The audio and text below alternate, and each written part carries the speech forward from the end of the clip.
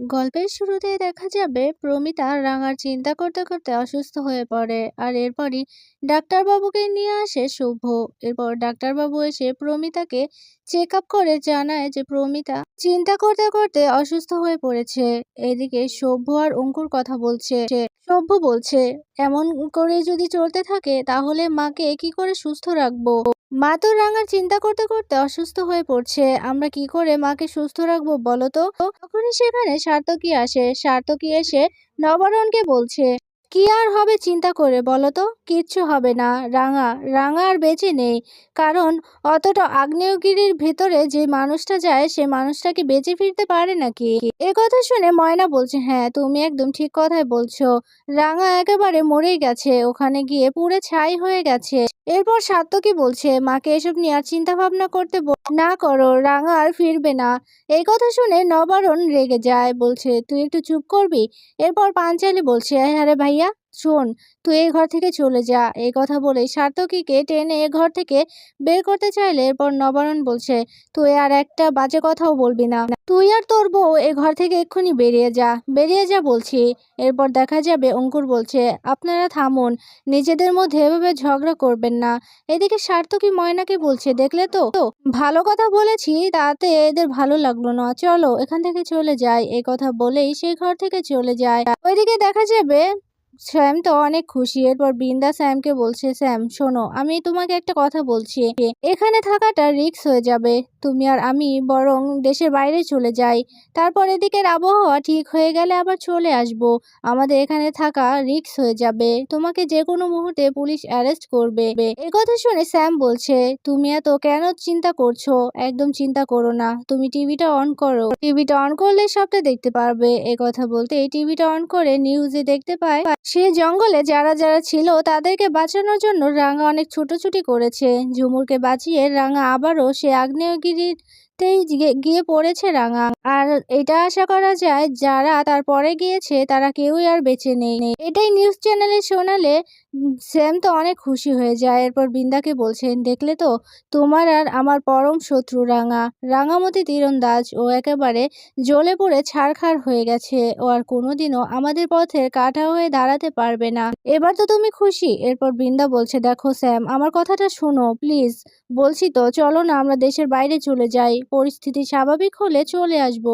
Sam বলছে, তুমি একটু চিন্তা কম করো না, তুমি একটু শান্ত হও, একদম চিন্তা করো না, শোনো আমাদের কিছু হবে না। এরপর বৃন্দা বলছে, তুমি বুঝতে পারছো না, এত এত টাকার কার্ডগুলো নষ্ট হয়েছে। এরপর স্যাম বলছে, তুমি কোনো চিন্তা করো না, এটার পেছনে খুব বড় একটা প্ল্যান আছে। ওই কার্ডগুলো পোড়াতে আমাদের ভালোই হয়েছে, ওখানে আমরা একটা হাউজিং করব, তাই ওই কার্ডগুলো পোড়ানো হয়েছে।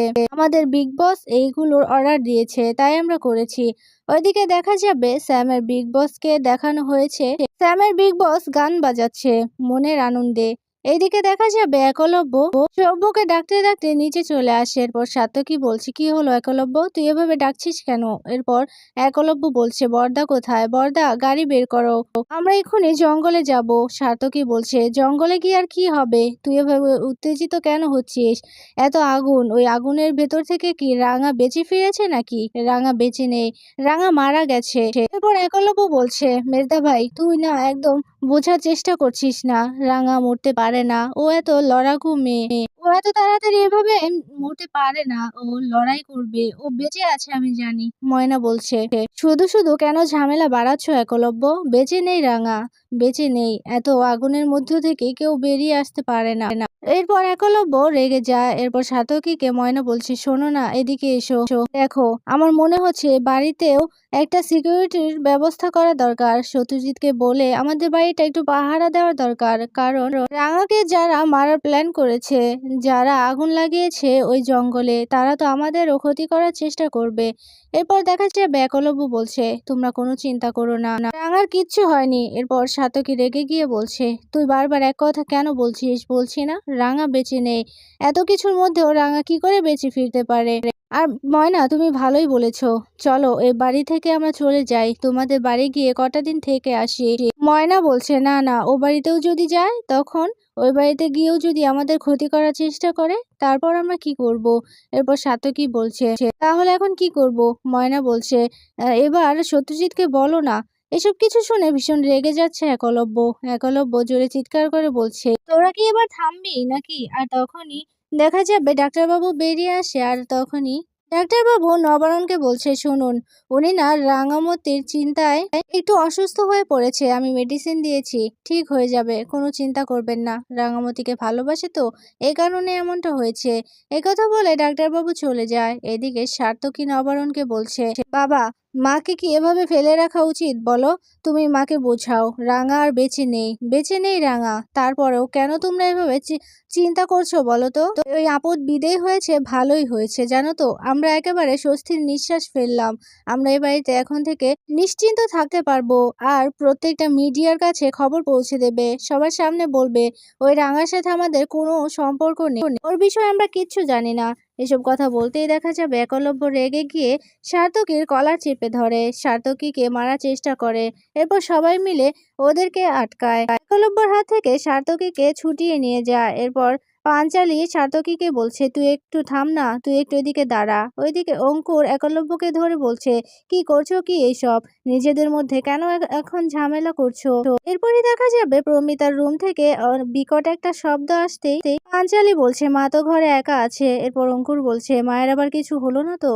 সবাই দৌড়ে চলে যায় প্রমিতার ঘরে। এইদিকে প্রমিতা জানালার কাছে এসে জানালা খোলার চেষ্টা করছে আর বলছে, রাঙা, তোর কিচ্ছু হবে না, আমি আসছি তোর কাছে।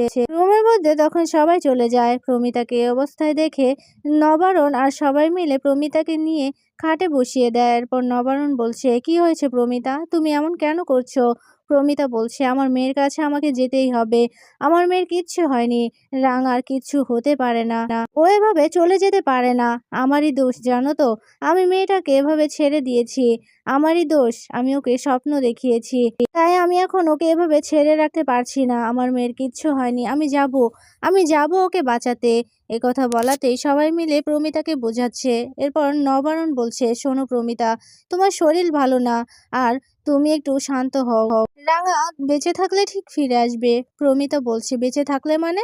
রাঙার কিচ্ছু হয়নি, রাঙা বেঁচে আছে। এরপর একলব্য বলছে, হ্যাঁ মা, রাঙা বেঁচে আছে, আমি তোমার সাথে একমত, রাঙা মরতে পারে না মা। প্রমিতা বলছে, শোনো, আমি এখন রাঙার কাছে যাব, রাঙাকে ফিরিয়ে আনতে যাব আমি।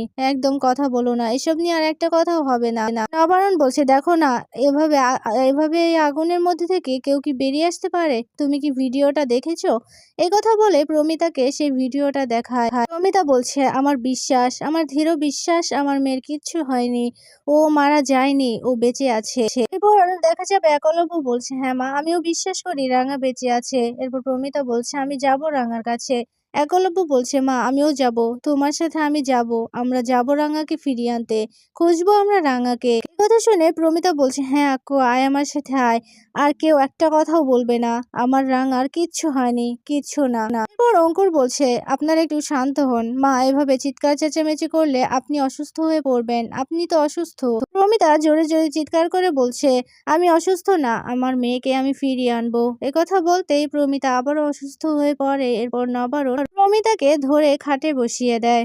ওইদিকে দেখা যাবে সে জঙ্গলের আশেপাশে ফোর্সগুলো নিয়ে সত্যজিৎ বাবু তদন্ত করছে, কোথাও কাউকে খুঁজে পাওয়া যায় কিনা, আর রাঙাকে খুঁজে পাওয়া যায় কিনা। তখনই সেখানে সংগ্রাম সেন আসে।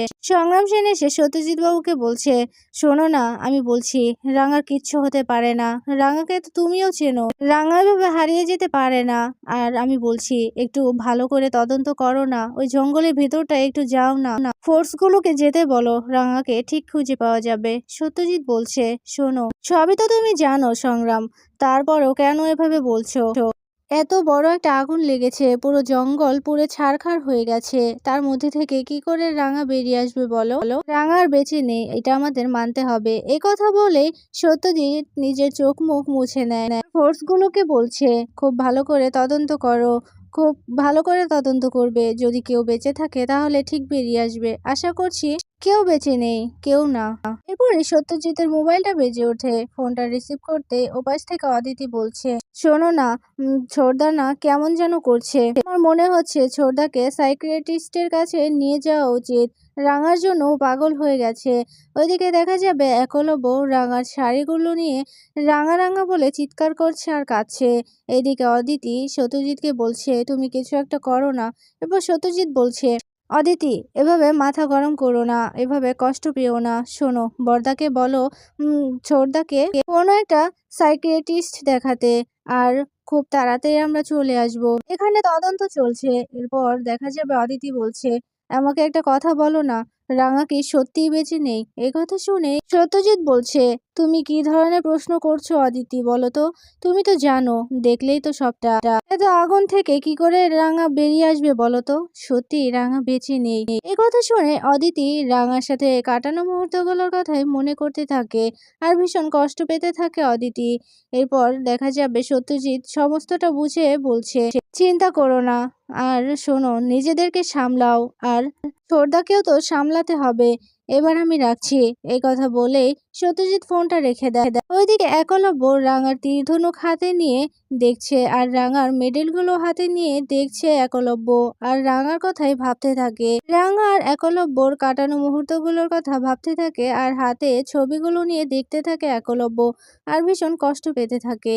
এরপর একলব্য অদিতিকে বলছে, আচ্ছা অদিতি, বল না, শোন, আমি একটা কথা বলছি, তুই তো রাঙাকে চিনিস, এত তাড়াতাড়ি রাঙা নিজের লড়াই ছেড়ে দিতে পারে না, ও তো লড়াকু মেয়ে, ও মারা যায়নি। শোন, আর বাড়িতে ওর শ্রাদ্ধের ব্যবস্থা হচ্ছে, এগুলো প্লিজ আটকা, এগুলো এখন করতে বারণ কর, কারণ রাঙা মারা যায়নি। একথা শুনে অদিতি কাঁদতে কাঁদতে বলছে, ছোটদা ভাই, আমি তোর কষ্টটা বুঝতে পারছি, কিন্তু এটা তো মেনে নিতে হবে যে রাঙার বেঁচে নেই। এই কথা শুনে একলব্য ভীষণ রেগে যায়, রেগে গিয়ে অদিতিকে মারতে যায়, কিন্তু মারতে পারে না। অদিতি এই সমস্তটা বুঝে কাঁদতে কাঁদতে একলব্যকে জড়িয়ে ধরে বলছে, ছোটদা ভাই, আর কষ্ট পাস না, আমাদের আমাদের সত্যিটা মেনে নিতে হবে। এরপর একলব্য বলছে, আমি কি করে মেনে নেব, কি করে মেনে নেব? আমি নতুন একটা চাকরি পেয়েছি, আমি কত স্বপ্ন দেখেছি, রাঙাকে নিয়ে নতুন সংসার সাজাবো, আমি কত স্বপ্ন দেখেছি, এটা কি হয়ে গেল? আমি কিছুতে এটা মানতে পারছি না। এই কথা বলে কাঁদতে থাকে একলব্য।